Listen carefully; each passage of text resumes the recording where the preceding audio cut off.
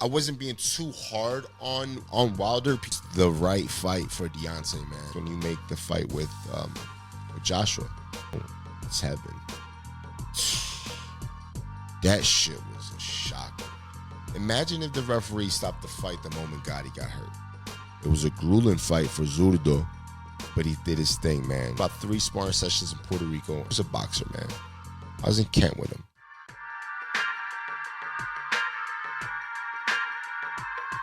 Yo, what's good, people?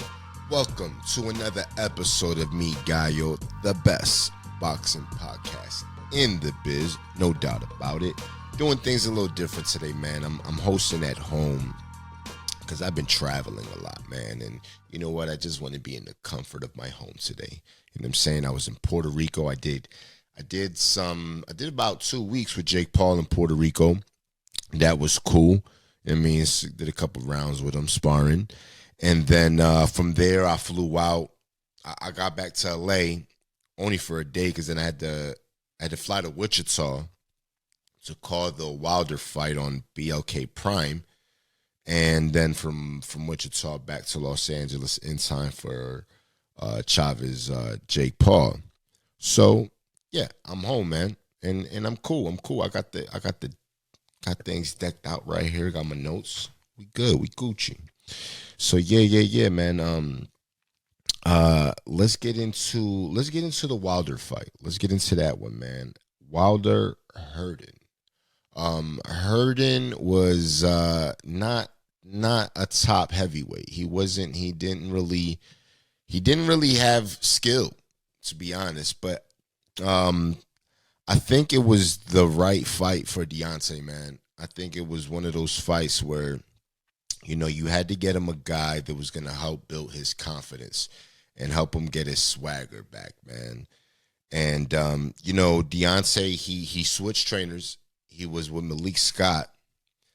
Shout out to Malik Scott, my Philadelphia bruh. You know what I mean? But, you know, they had their nice little run. And, you know, it happens where, you know, you kind of need a different voice. You know what I'm saying? And I think that's what Wilder is looking for, right? Now, I'm not going to say that I saw anything different from Wilder. If anything, I saw him trying to establish his jab a little more. It was a jab that he was trying to use as a weapon. He wasn't just flicking it out. At times, he would sit on it and make it a power jab. And then a little bit off balance. Wilder always had trouble with his feet, you know what I'm saying? Especially when he wants to throw that big right hand. You know, he kind of falls in a little bit. But I didn't see that much in his comeback in Wichita. You know what I'm saying? I felt that he was being a little more patient, you know, utilizing the jab. And as far as for Herndon really couldn't get past that jab and that height and that length. You know what I'm saying? Because, you know, what Herndon had to do was he had to slip and throw shots off the slips, right? You know, he just didn't have that ability, man. You know, and he kept staying right there in the center line where Wilder could just keep pumping that jab, and then catch him with some rights. He did throw some hooks. Wilder was throwing some nice cuffing hooks, man. They weren't like solid hooks, but they were cuffing hooks where he'd catch Herndon like in the equilibrium and kind of rock him a little bit. And then, you know, that hook is set up the big right hand. Eventually, Wilder got the stoppage. You know, it was too big. You know, too active for Herndon. And, you know, calling the fight, man, I wasn't being too hard on Wilder because, you know, the man, he's fought everybody. And you know, man, it's been some tough grueling. His last couple fights been tough, man. You know what I'm saying? And, you know, you got to give the man a break in the sense of, like, as far as opponent. And like I said, Herndon was the right guy because, you know, Wilder was just fighting too many top guys, man. And, you know, the wars that he went through with Fury and things like that, man. It's just like it takes a toll on you, man. So, I'm glad that he got a win, man. And, I think I had said on the broadcast, I think I had said that, he should go right into the fight with Joshua. But, I guess I was a little too caught up in the moment, because what I believe that Wilder should do is he should take his time, man. Keep building that chemistry with your new trainer. And I would say about two more fights to keep catching that rhythm, keep gain confidence, get your swag. And then I think, within those two fights, man, and not dangerous fights that, maybe the competition a little bit tougher on the next one, but nothing too crazy. Just for him to just get that flow back, and then go into that Wilder fight once you got your chemistry going with your new trainer, and y'all locked in, because that's very important to be locked in with a trainer, man. Because you can have all the skills in the world, and like Wilder have that power that really you only had that kind of power. You're born with it. You know what I'm saying? It's a special thing to have. But, you have to gain chemistry with your trainer. So I think two more fights, and Wilder's successful in those two fights, I think then that's when you make the fight with Joshua. So, man, shout out to Wilder getting this win. You know what I'm saying? It wasn't the best performance, but it was the W that he needed. You know what I mean? So, and then shout out to BLK Prime, do a great event in Wichita. I mean, I heard that, there was some streaming trouble. That, I guess it was going in and out. So, to the fans that were dealing with that, my bad, man. You know what I'm saying? I was just calling the fights, man. So, I think that by the main event, I think the streaming got right, and people were able to watch the fight. So, but yeah, man. So shout out to Wilder, man, on his get back and that W, man. So, and then from there, man, from Wichita, I flew back to Los Angeles. So shout out to MVP, man. The way they promote, fights, the event, the atmosphere that they create, man, is really great, man. Even when, sometimes you go to boxing events, right, and in between fights, it's pretty stale in the arena, right? The music or whatever, man. But one thing with MVP, man, they kind of keep that flow going, that energy going in the arena as far as with the music, and keep the crowd entertained leading up to the next fight, man. So, MVP does a great job promoting, man, and just in entertainment. You know what I'm saying? Shout out to them for that, man. And they had a great card, man. I'm gonna start off with Schofield Tevin. That shit was a shocker. You know what I mean? It really was. And the crazy thing is, man, I didn't make it in time. I was trying to make it in time to watch Tevin. And so I sit down and I'm like, yo, did Tevin fight yet? And it was like, yeah, he got knocked out in the first round. I'm like, what? So I go on my phone and I'm trying to look for the replay. And man, I was just like, I couldn't believe it. First of all, Tevin being a vet and getting caught with that shot in the first round, to me, is crazy, bro. Because Tevin know better, man. That's my mans. That's my boy. But it's like, damn, man, he got caught. You know what I mean? And in the first round, man, you always got to be extra cautious, because, the first round, you're not warmed up into the fight yet, especially when you're an older fighter and you got some miles on you. You got to really, you kind of got to get your flow going before you kind of get into exchanges, right? And then, but Tevin got caught with that shot, and he was hurt bad, but he gets up and he gets dropped again. He's obviously wobbled, you know what I'm saying? and the ref allows him to proceed.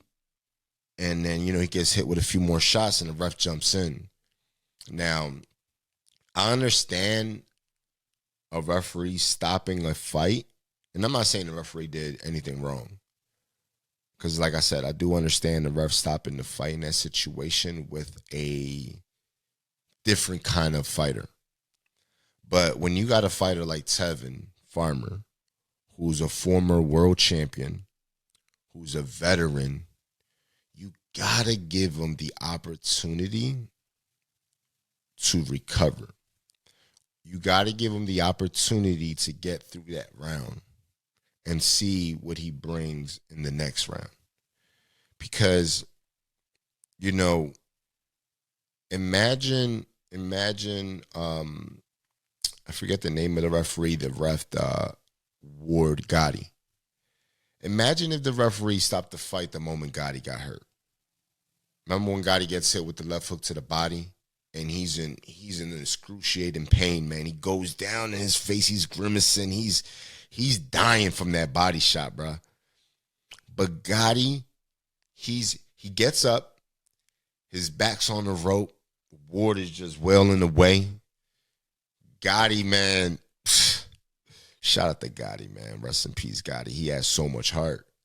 He's just enduring these shots. And next thing you know, man, probably within like a minute or two in the round, Gotti then just starts firing back. And then he has Ward hurt. You know what I'm saying? Like, and then that fight was legendary.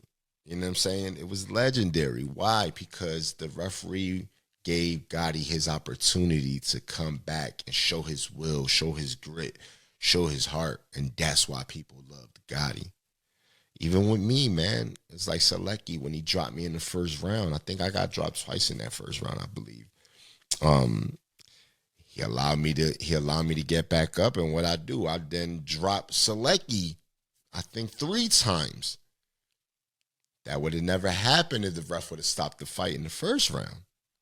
And I dropped Selecki twice in the 10th. In the 10th round. I get dropped twice in the first round, and I dropped Selecki twice in the 10th.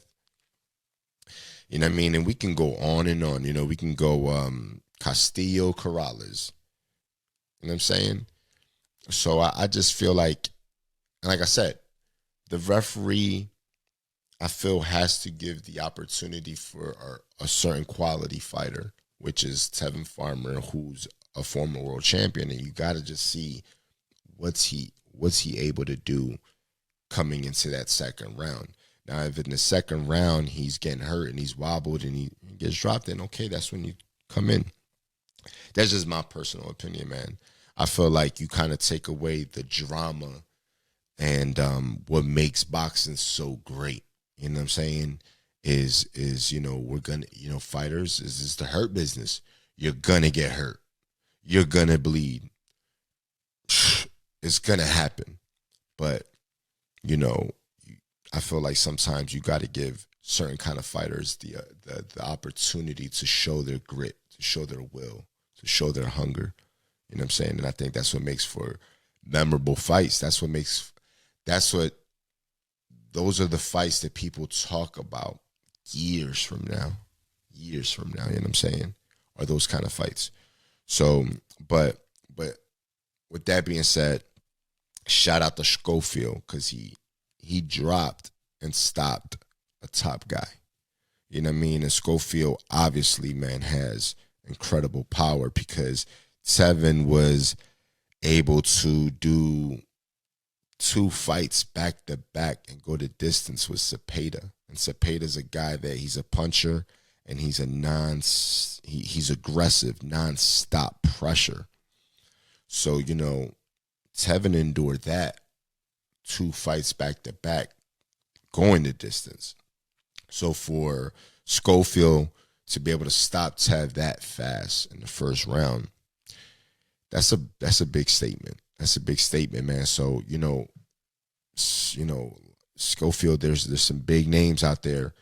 And I don't know if these guys want to fight him. I don't know if they're ducking them. But it's only a matter of time for Schofield to get his shot and fight those top guys, man. So shout out to Schofield. He did his thing, man. And then we had Zurdo and Dorticos, yeah, el cubano. And man, that Cuban dude was strong, man. I could tell he was physically strong, and he was a puncher. You know what I'm saying? Like, Zurdo for me is a technician. The way he puts his punches together, he just flows, man. But Dorticos,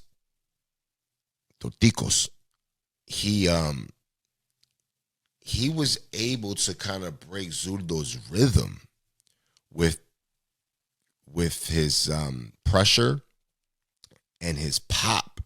You could tell when he was throwing those shots, man, they were thudding shots, man. And he was throwing some good body shots. A couple of them were low. The referee did take away a point. I don't remember what round it was, but he did take away a point because he was hitting Zurdo borderline. And man, he was slowing Zurdo down, man. But, Zurdo showed his skill and his heart of a champion to realize, okay, I'm fighting a guy that he's strong. He's landing some big shots, but I'm going to take my chances. And Zurdo started throwing combinations. And Zurdo kept pecking away. And Zurdo wasn't getting caught up in the style fight that Dorticos was initiating, because Dorticos was on, he was trying to bang. And Zurdo, even though he was exchanging with them, it was a different kind of exchange. It was where he was tap, tap, tap, tap, tap, and then the big one, boom. When on the flip side, Dorticos was just throwing big, boom, boom, boom. So I think what happened was Zurdo was able to then now time Dorticos shots, where now he was, as the fight went on, he was able to now brace those shots, and boom, boom, boom, bah, land the big one. And that's what makes Zurdo a special fighter. His IQ, his ability to adjust. This was a fight that if he didn't have that kind of skill, Dorticos could have easily broke his will. Because I believe that's how strong Dorticos was. Like, I kept telling people ringside, like, I'm like, man, that dude, he's throwing some harsh shots, man. Like, you can hear the sound of the shots landing in Zurdo's ribs, and he landed a couple great headshots too, man. So, Dorticos was game, top guy for real. Like, Dorticos is a top guy for real. I definitely see Dorticos working his way back into a title fight, because he's really a problem. But like I said, Zurdo just has that IQ, and he has that ability to just adjust. And that was a really good fight. It was tough. It was a grueling fight for Zurdo, but he did his thing, man, and he was successful. So shout out to Zurdo, man. And then the main event. Paul Chavez. And I wasn't surprised of how that fight played out. In reality, that fight played out exactly how I thought it would. You know what I'm saying? Nothing about that fight surprised me. Like I said, I was in Puerto Rico with Jake. And we didn't spar many rounds. I think the first day we sparred, I think we only did like 2 rounds. And then I think we did 1-4. We did about 3 sparring sessions in Puerto Rico, and then we did 1 sparring session in Los Angeles, in Orange County, and that was actually the week of the fight, and it was on a Tuesday. So when they hit me up, hey Gabe, can you pull up? Let's get a sparring session in. I was like, on a Tuesday, the week of the fight. I've never sparred that close to a fight. I think usually the last sparring session would be a Saturday, a week away from the fight. But you know, everybody's different, man. Everybody's different, and it wasn't like we sparred and it was a grueling sparring session or anything like that. It was just a sparring session just to kind of keep the rhythm going. So it wasn't nothing crazy that Tuesday of the week of the fight when we sparred. But you know, working with Jake, I got a different perspective. You know what I'm saying? You know, I've realized that he's a guy that he's really learning the sport. You know what I'm saying? And I would give him pointers on certain things, right? And he's a good listener. He picks up on things, and he's he has the athleticism. He's inexperienced, obviously, in certain areas because this guy is pretty much learning on the job. So the way I saw the fight going was, I said, okay, if Chavez is busy, just by Chavez being busy and Chavez having experience, he's gonna give Jake a problem. And as you saw, the moments that Chavez let his hands go, Chavez was getting the better of the exchange. But it was obvious who was in better condition. It was obvious who was better prepared, and that was Jake.